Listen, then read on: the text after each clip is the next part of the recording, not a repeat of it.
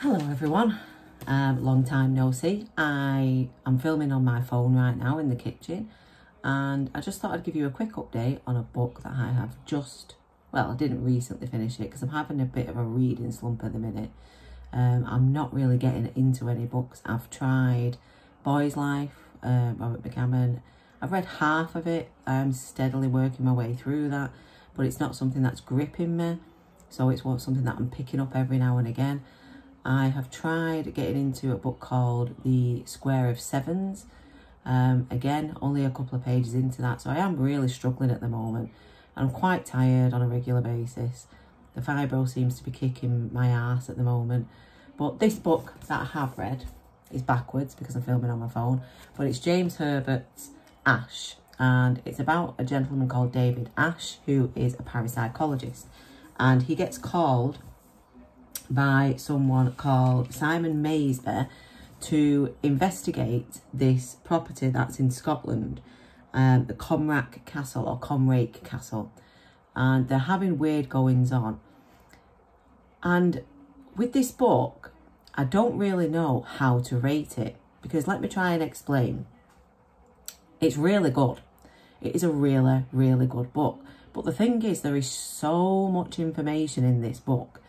So many different characters, so many different side stories that you don't quite know if it's overwhelming or not. It's very difficult to sort of say, oh, I'm quite overwhelmed by this, or actually, that was really enjoyable. So I'm kind of a little bit unsure as to whether or not I like it. But I did enjoy reading it. I mean, it's a chonker. It's a good old chonker of a book. And I don't think I've read it in the right sequence either. I think I've read it out of sequence in as far as the David Ash kind of series goes, because it is somewhat of a series, I believe. But yeah, I did enjoy it, but I was bombarded by information. There are so many characters that you meet at Comrake Castle. Now, Comrake Castle, as I say, it's in Scotland, but it's been turned into kind of a facility for people with mental health disorders or other goings on. And those people some are famous, who haven't been seen for quite some time. So something happened in their life and they've gone there missing. So I don't want to give too many spoilers, but just to give a for instance, there is the Queen and King's child in there of England. The King and Queen, as they were, Queen Elizabeth and, he's not really the King, but Prince Philip, they have a child that is in this castle. So that is a story that's in there, somebody that David meets. There is also the daughter of Hitler in this castle, hidden. So this is the kind of thing, what I mean, as there are so many interesting characters with so many interesting storylines, it's tickling my face, that it doesn't feel like it's complex and like it's too much, but you're bombarded with so much information and so many different characters. I'm not sure whether or not it takes away from the actual story. What James Herbert has tried to do is involve these characters in the story. They are part of the story. So as you're going along through each chapter, there is a relevance to these characters. They're not just thrown in at random. There is a relevance to Hitler's daughter. There is a relevance to Queen Elizabeth and Prince Philip's son. There are relevance to these people. There's also other characters like, there's a lord, who's a very, very famous lord, whose name escapes me right now. This is what I mean, fibro fog. Lord, I can't think of it. It begins with an L.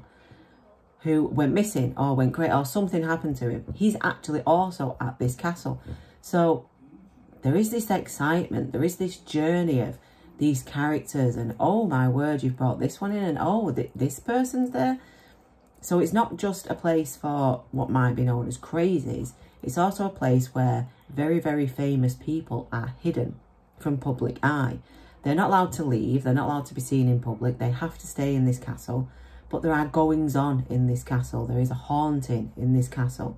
And David Ash is requested by his boss to go and pay a visit to Comrake Castle. But if he goes, he has to sign all these waivers, all these privacy documents to say that once he's come out, he's not going to say a word. But the question is, will he get out?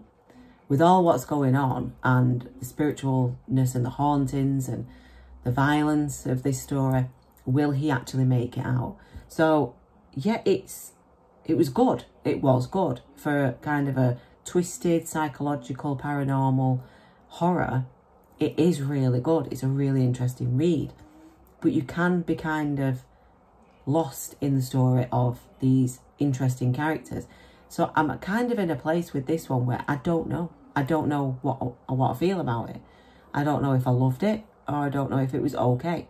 So I'm a little bit unsure. So I just thought I'd jump on and catch you up. I know, like I said, it's backwards because I'm filming on my phone, but I read this a little bit ago, and to say that I remember that from reading it a little bit ago is quite a statement. But yeah, it was just a bit different and a bit weird and a bit out there. And I do like James Herbert's style of writing. I think his writing is phenomenal. I think it's very easy to follow, really interesting kind of prose.